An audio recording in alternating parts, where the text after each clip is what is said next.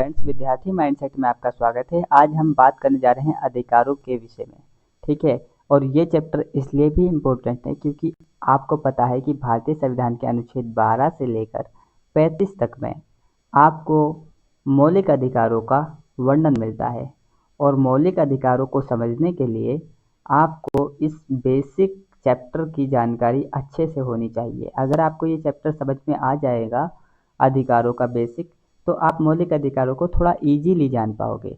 तो आशा करता हूं कि आप इस लेक्चर में बने रहेंगे। आइए बिना किसी तरीके हम अधिकारों के इस विशेष चैप्टर पर चर्चा करते हैं। देखिए, अधिकारों का अगर हम अर्थ की बात करें तो डेफिनेटली ये जो अधिकार हैं वो व्यक्ति को समाज और राज्य द्वारा प्रदान की गई कुछ स्वतंत्रता और शक्तियां हैं जिससे व्यक्ति अपने हितों की सुरक्षा कर सके। ठीक है, अधिकार जो हैं बेसिकली न्याय और समानता पर आधारित होते हैं। और सरल शब्दों में हम ये भी कह सकते हैं कि अधिकार वे दावे हैं जिन्हें समाज और कानून द्वारा मान्यता दी जाती है। आइए हम आगे चलते हैं और देखते हैं कि इन अधिकारों को जो प्रदान किया गया उसकी आवश्यकता क्या थी। ठीक है, तो अधिकार क्या होते हैं? अधिकार मानव जीवन के विकास के लिए अत्यंत आवश्यक है। ठीक है, अधिकार मानव जीवन के विकास के लिए अत्यंत आवश्यक है। ये मानव मर्यादा, ह्यूमन डिग्निटी की रक्षा करते हैं। ठीक है, राज्य और नागरिक के बीच संतुलन बनाए रखते हैं। ठीक है, राज्य और नागरिक के बीच संतुलन को भी ये बनाए रखते हैं। बिना अधिकारों के आप लोकतंत्र जो है वो निरर्थक हो सकता है। ठीक है, या हो जाता है। ठीक है, तो अधिकार जो है, बिना अधिकारों के लोकतंत्र निरर्थक हो जाता है। ठीक है, आगे हम चलते हैं और ये देखते हैं कि इसका ऐतिहासिक पृष्ठभूमि क्या थी। आखिरकार अधिकारों को क्यों और कैसे मान्यता प्रदान करने की व्यवस्था विश्व स्तर पर की गई थी।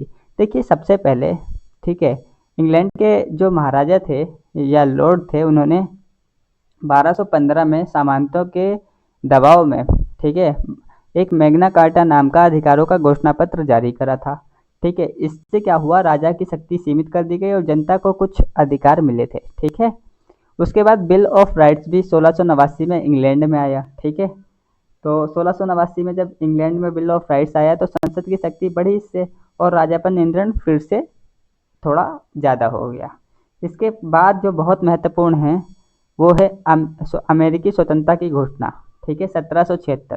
ठीक है, सभी मनुष्य समान हैं, इसका सिंपल नारा था। और यह सिद्धांत प्राकृतिक अधिकारों का विकास करता है। ठीक है, प्राकृतिक अधिकारों का विकास करता है। ठीक है, आगे जब हम आते हैं तो आगे फ्रांसीसी मानव अधिकारों की घोषणा 1789, अर्थात फ्रांसीसी क्रांति। ठीक है, इसमें स्वतंत्रता, समानता और भ्रातृत्व के सिद्धांत पर आधारित थी ये, और इसमें ये अधिकार जो है सुनिश्चित किए गए, स्वतंत्रता, समानता और भ्रातृत्व के सिद्धांत। और उसके बाद जब लास्ट में आते हैं तो ये संयुक्त राष्ट्र मानव अधिकारों का घोषणा पत्र 1948। ठीक है, ये मानव अधिकारों की वैश्विक स्तर पर मान्यता दिलवाता है। ठीक है, ये घोषणा पत्र जो संयुक्त राष्ट्र मानव अधिकार घोषणा पत्र जो है 1948, ये मानव अधिकारों की व्यवस्था करता है वैश्विक स्तर पर। मानव अधिकारों का तात्पर्य क्या है? मानव अधिकारों में जो बेसिक हमारी नीड्स होती हैं एक मानव को जीवित रहने के लिए, ठीक है, जैसे स्वतंत्रता का अधिकार हो गया, आर्थिक अधिकार हो गया, ठीक है, सामाजिक समानता का अधिकार हो गया, ये जो चीज़ें हैं, और जो बेसिक हमारी जो डेली लाइफ में हमें चीज़ें चाहिए होती हैं जीवित रहने के लिए, जीवन का अधिकार भी कह सकते हो आप, उन अधिकारों को सुनिश्चित करता था ये घोषणा पत्र। ठीक है, और इसके बाद आते हैं हम, अगर देखा जाए कि भारत में अधिकारों की जो स्थिति है वो क्या थी, ठीक है, और कैसे इसका विकास हुआ, तो एक्चुअल में होता क्या है कि भारतीय स्वतंत्रता आंदोलन के दौरान, ठीक है, क्या होता है, अधिकारों की मांग प्रमुख विषय बना हुआ था। ठीक है, और जब नेहरू रिपोर्ट 1928 में आई थी तो पहली बार मौलिक अधिकारों का, हमने 28 मौलिक अधिकारों का वहाँ पर वर्णन किया था, मौलिक अधिकारों का, नेहरू रिपोर्ट में। ठीक है, उसके बाद संविधान सभा ने स्वतंत्र भारत के लिए, ठीक है, संविधान सभा ने क्या करा, स्वतंत्र भारत के लिए मौलिक अधिकारों की, ठीक है, संविधान में सम्मिलित किए जाने की मांग करी थी, या ऐसी डिबेट हुई थी कि मौलिक अधिकारों को हमारे भारतीय कॉन्स्टिट्यूशन में सम्मिलित किया जाए संविधान सभा में। ठीक है, इसके बाद होता क्या है, संविधान के भाग 3 में इनका विस्तृत वर्णन किया गया है, आपको बता दिया। आर्टिकल 12 से लेकर आर्टिकल 35 तक भारतीय संविधान में मौलिक अधिकारों का वर्णन है, और ये भाग 3 में है। ठीक है, और आगे चलते हैं हम।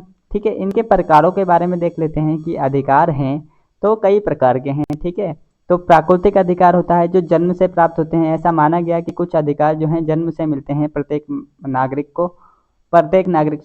व्यक्ति को कुछ अधिकार जन्म से प्राप्त होते हैं, जैसे जीवन का अधिकार हो गया, ठीक है, और आर्थिक अधिकार हो गए उसमें, ठीक है, काम करने का अधिकार हो गया, ठीक है, इस तरीके से, और स्वतंत्रता का अधिकार हो गया।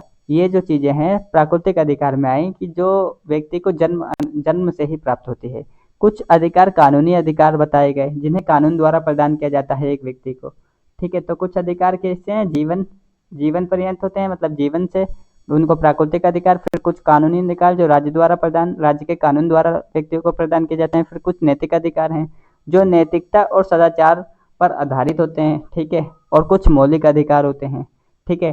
भारतीय संविधान में प्रदत्त विशेष अधिकार को मौलिक अधिकार कहा गया है, ठीक है। आगे देखते हैं हम एक्चुअल में क्या है, फिर हम इसके निष्कर्ष पे आते हैं कि अधिकार मानव जीवन के लिए, ठीक है, मानव जीवन के लिए आवश्यक अपरिहार्य हैं, ठीक है। अधिकार क्या है, मानव जीवन के लिए आवश्यक भी है और अपरिहार्य भी है। आवश्यक है और अपरिहार्य है, पॉइंट याद रखना है, मानव जीवन के लिए आवश्यक है और अपरिहार्य है। क्या आवश्यक है, अपरिहार्य है। ये व्यक्ति को सम्मान, समानता और स्वतंत्रता प्रदान करते हैं। सम्मान प्रदान करता है, समानता प्रदान करता है, स्वतंत्रता पर। अधिकारों के साथ साथ कर्तव्यों का पालन भी उतना ही आवश्यक है। ये बात ध्यान रखिएगा, अधिकारों के साथ साथ कर्तव्यों का पालन भी आवश्यक है। एक सशक्त लोकतंत्र का आधार अधिकारों का सम्मान है, ठीक है। तो आइए अब हम इस लेक्चर को समाप्त करते हैं। आशा करता हूँ कि ये लेक्चर आपको पसंद आया होगा। अगर आपको पसंद आया तो इस चैनल को सब्सक्राइब करिए, जिससे आगे आने वाली वीडियो आपको मिलती रहे। Thank you for watching this video. Thank you so much.